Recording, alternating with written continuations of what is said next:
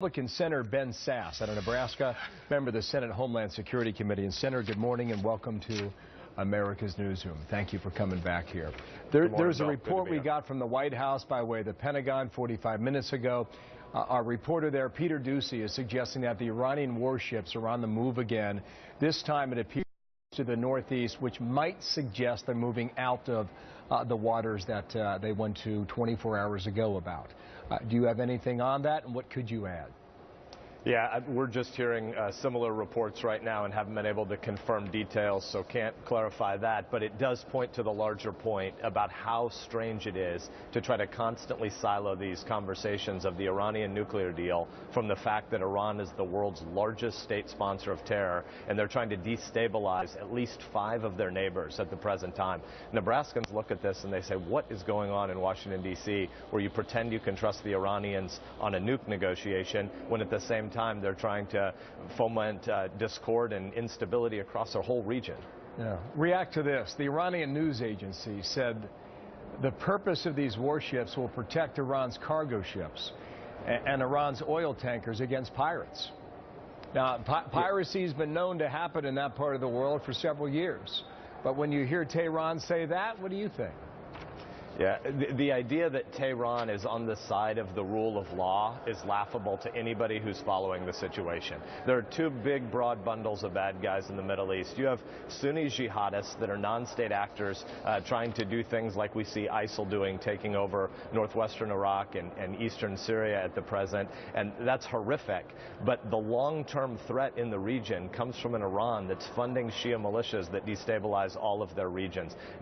Iran's purposes are nefarious in the region, and Americans get that, and surprisingly, Washington, D.C. is so delusional it can talk itself into a situation where it wants to advance a ridiculously short-sighted move toward allowing Iran to become a nuclear threshold state. It just doesn't make sense. While you're talking, Senator, we have screen left here, the press briefing room there at the White House, where the president's going to make a comment about these counterterrorism operations that took place back in January.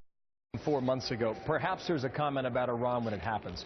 React to the Fox News polling that came out last night. Here's the first one. We asked whether or not on this nuclear deal, is the president too soft or striking the right balance? A clear majority, 51%, say he's being too soft. What do you think about that? Yeah, I've been traveling my state in Nebraska, and the kinds of questions Nebraskans ask are, do we trust Iran? And over the course of the last 36 years, there has been bipartisan consensus in this country.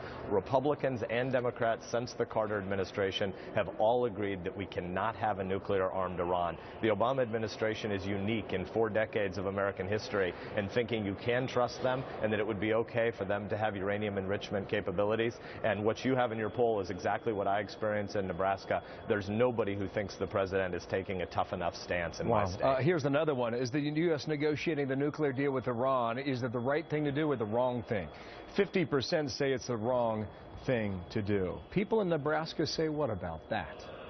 You know, Iran has about 19,000 centrifuges trying to enrich uranium right now. The Obama administration started by saying they were going to get them down to 1,000. Now they're talking about 6,000. When you ask people in Nebraska, how many centrifuges should Iran have to enrich nuclear material? The answer is 0. Republicans and Democrats are united on this in real America. Only in Washington, D.C. is a deal this bad have any momentum. Why then, explain this, is the administration pursuing it with such vigor?